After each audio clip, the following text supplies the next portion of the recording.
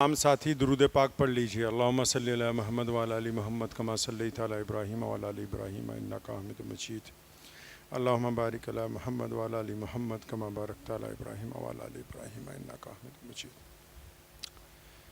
مدینہ المنورہ میں ایک موقع پہ جنگ خندق کا واقعہ پیش آیا ہے۔ آپ صلی اللہ علیہ وسلم کو اطلاع دی گئی کہ اس مرتبہ دشمن بڑی سخت تعداد میں آ رہا ہے اور روکنا کچھ ممکن نہیں ہے، تو صحابہ نے مشورہ دیا کہ کچھ ملکوں میں جہاں قلعے نہیں ہوتے وہاں خندق کھود دی جاتی تاکہ دشمن اس طرف رہے اور ہم اس طرف رہیں۔ چنانچہ خندق کھودنی شروع کی تو روزانہ اطلاع آ رہی تھی کہ دشمن چل پڑا ہے، اور ادھر گرمی کے دن تھے اور قحط پڑا ہوا تھا، کھانے پینے کو کچھ نہیں تھا۔ ایک صحابی کو تین صحابہ کو ایک کھجور دیتے تھے۔ تو اچانک جب دشمن قریب تھا جس ہفتے میں، تو صحابہ نے رسول اللہ صلی اللہ علیہ وسلم کو اطلاع دی کہ یا رسول اللہ، خندق کا ایک حصہ جو ہے وہ ٹوٹ نہیں رہا ہے۔ تو آپ علیہ الصلوۃ والسلام خود موقع پہ پہنچے تو فرمایا مجھے ہتھوڑا پکڑاؤ۔ آپ لوگ یہ بات یاد رکھیے گا کہ ہمارے جو نبی علیہ الصلوۃ والسلام ہیں، جب وہ پیدا ہوئے تھے، جب دنیا میں تشریف لائے، تو اسی لمحے تمام انبیاء رسولوں کے کائنات کے جتنے علوم اور جتنی طاقت تھی اسی وقت اللہ تعالیٰ نے ان کو منتقل فرما دی تھی۔ اب کیونکہ ہتھوڑا نبوت کے ہاتھ میں تھا، اب جب ایک ضرب ماری تو اس میں سے ہلکی سی درار پیدا ہو گئی، روشنی نکلی، تو فرمایا مبارک ہو، اللہ نے کیسر و کسریٰ کی چابیاں مجھے عطا فرما دی۔ دوسری ضرب ماری تو وہ بالکل ٹوٹ گیا، تو فرمایا اللہ تعالیٰ نے تو مصر کی بھی چابیاں دے دی۔ تو یہ واقعہ آپ کو میں اس لیے سنا رہا ہوں کہ آپ پھر واپس جائیں۔ جب خندق کھودی جا رہی ہے تو گرمی ہے شدت کی، اندیشہ ہے کہ دشمن قریب آ رہا ہے، فکر بھی ہے، تشویش بھی ہے۔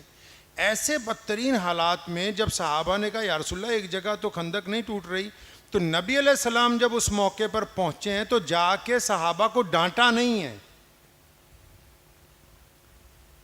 ان کی جا کے خبر نہیں لی کہ تم اتنی دیر کیوں لگا دی، پہلے کیوں نہیں بتایا، پریشانی کا اظہار نہیں کیا، کمزوری کا بھی اظہار نہیں کیا۔ ایسے وقت میں جو مشکل وقت تھا، نبی علیہ السلام نے اپنی امت کو نہ صرف حوصلہ دیا بلکہ الٹا خوشخبری سنا دی۔ تو یہ صرف ایک واقعہ نہیں ہے سننے کے لیے، اس میں تربیت کی بات یہ ہے کہ اگر زندگی میں کبھی مشکل حالات آ جائیں، قوموں پر آ جائیں، ملک پر آ جائیں، گھر میں آ جائیں، تعلیم میں آ جائیں، کاروبار میں آ جائیں، تو مشکل حالات میں بھی اپنے آپ کو پازیٹیو رکھنا محمد رسول اللہ صلی اللہ علیہ وسلم کی سنت ہے۔ آپ علیہ السلام کی سب سے بڑی سنت ہی یہی ہے، کون سی؟ 23 سالہ نبوی زندگی میں نبی علیہ السلام 24 گھنٹے پازیٹیو رہے۔ جب بھی گفتگو مثبت گفتگو، جب بھی گفتگو حوصلہ دینے کی گفتگو، غریبوں کو ساتھ لگانے کی گفتگو، برائیوں کو چھوڑ کے اچھائیوں کی گفتگو۔ ایک صحابی نے شراب پی لی تو ان کے درے لگ رہے تھے، تو کسی نے کہا کہ تیرا بیڑا غرق ہو جائے۔ اب نبی علیہ السلام نے اس کا گریبان پکڑا، بھئی تم بد دعا دینے والے کون ہوتے ہو؟ مجھے جو ہے اس کے عمل سے تکلیف پہنچی ہے، اس کی ذات سے تکلیف نہیں ہے۔ آپ نے کل کو امامت کرنی ہے، مسلمانوں کی قیادت کرنی ہے، آپ لوگوں نے ذہن میں اس بات کو بٹھا لیجئے کہ ہمیں پازیٹیو رہنا ہے، مثبت رہنا ہے، منفی نہیں رہنا۔ کون کیا کرتا ہے اس سے کوئی پرواہ نہیں، ہم بہتر کر سکتے ہیں کہ نہیں، ہم کتنا اچھا کر سکتے ہیں یہ بتائیے، ہماری ذات سے کیا فائدہ ہو سکتا ہے وہ بتائیے۔ یہ زندہ مثال ہے آپ کے پاس، خادم قرآن حضرت مولانا غلام بستانوی صاحب رحمۃ اللہ علیہ، اللہ تعالیٰ ان کے درجات بلند فرمائے، وہ اس چکر میں تھوڑی کبھی پڑے بھی کون کیا کر رہا ہے کون نہیں کر رہا ہے، نہیں، ہم کیا بہتر کر سکتے ہیں۔ اور پھر اتنی بڑی ادارہ آپ کے سامنے موجود ہے، آپ نے اپنی زندگی میں، ہمارے ہاں یہ رواج پڑ گیا ہندوستان میں، ایک دوسرے پر نکتہ چینی کے اوپر ہی مسائل، ایک دوسرے پر فتوے۔ فروعی مسائل اسلام کی ضروریات ہیں، وہ مقصد اسلام نہیں ہے۔ ارے وضو کرنا، مسجد میں صفیں درست کرنا، امام کے پیچھے کھڑے ہونا، یہ ضروریات دین ہے۔ مقصد دین نماز پڑھنا بھی اسلام کی ضرورت ہے۔ مقصد اس نماز کے ذریعے، ان الصلاۃ تنہا، اس نماز کے ذریعے ہم برائیوں کو چھوڑ کے اچھائی کی طرف منتقل ہو جائیں۔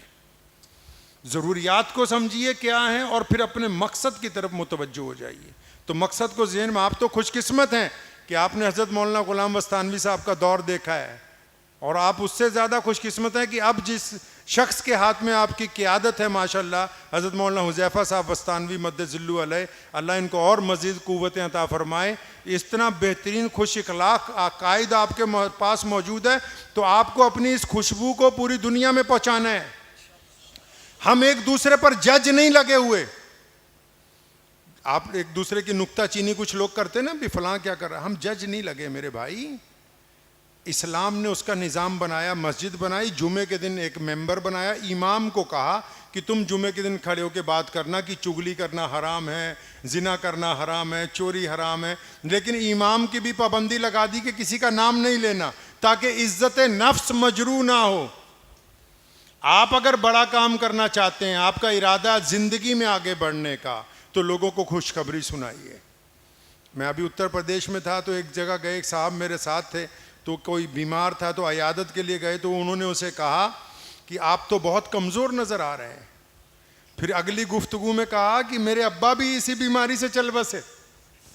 تو یہ تو شریعت میں حرام ہے.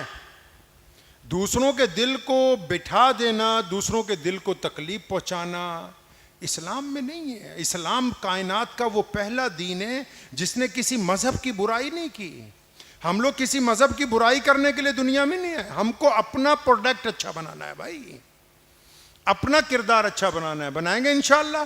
وقت بھی بہت تھوڑا سا ہے, تو حضرت کا حکم ہو گیا. یہ میرے بڑے بھائی بھی ہیں اور دوست بھی ہیں ماشاءاللہ. ہمارے ہاں 7 سالہ اجلاس جب ہوا تھا, تو اس میں حضرت مولانا حذیفہ صاحب مدد ذلو تشریف لائے تھے. اب 2029 میں مجلس رار اسلام کے 100 سال پورے ہوں گے, تو اس کی بھی انشاءاللہ تعالیٰ صدارت فرمائیں گے انشاءاللہ تعالیٰ. تو دعا کیجیے اللہ تعالیٰ ان چند باتوں پہ مجھے اور آپ کو عمل کی توفیق عطا فرمائے. وآخر الدعوانا الحمدللہ رب العالمین. اجازت مختصر سی کرو. الحمدللہ رب العالمین الرحمن الرحیم مالک یوم الدین ایاک نعبد و ایاک نستعین اہدنا الصراط المستقیم صراط الذین انعمت علیہم غیر المغضوب علیہم ولا الضالین. اللہم صلی علی محمد وعلی آل محمد کما صلیت علی ابراہیم وعلی آل ابراہیم انک حمید مجید. یا اللہ تمام تعریفیں آپ کے لیے ہیں, آپ کی عبادت کرتے ہیں اور آپ سے مدد چاہتے ہیں. یا اللہ پوری دنیا کے انسانوں پر اپنا فضل, اپنا کرم, اپنا رحم نازل فرما. بیماروں کو شفا عطا فرما, تنگ دستوں کی تنگ دستی کو دور فرما, پریشان حال لوگوں کے لیے آسانیاں پیدا فرما, اہل حق کو فتح مبین عطا فرما. یا اللہ یہاں بیٹھے ہیں آج عقل کنواں میں ہمارے مربی اور محسن خادم قرآن حضرت مولانا غلام محمد بستانوی صاحب رحمۃ اللہ علیہ. یا اللہ ان کے درجات کو بلند فرما, جنت الفردوس میں اعلیٰ علیین کا فیصلہ فرما. یا اللہ ان کے فرزند ارجمند اور ہمارے اس وقت قائد حضرت مولانا حذیفہ بستانوی صاحب مدد ذلو علیہ کی بد نظری سے حفاظت فرما, حسد سے حفاظت فرما. ان کی قیادت میں ملت اسلامیہ کو مزید آگے بڑھنے کی توفیق عطا فرما. ان کا فیض مسلمانوں کے ساتھ ساتھ غیر مسلموں میں بھی عام فرما. اس خطے کے تمام قرب و جوار کے لوگوں سے پیار اور محبت کا سلسلہ عام فرما. یہ مختصر دعائیں ہیں, آپ انہیں اپنے پیارے پیغمبر جناب محمد صلی اللہ علیہ وسلم کے صدقے قبول فرما لیجئے. اللہم بارک علی محمد وعلی آل محمد کما بارکت علی ابراہیم وعلی آل ابراہیم انک حمید مجید. وصلی اللہ تعالی علی خیر خلق اجمعین وبرحمتک یا ارحم.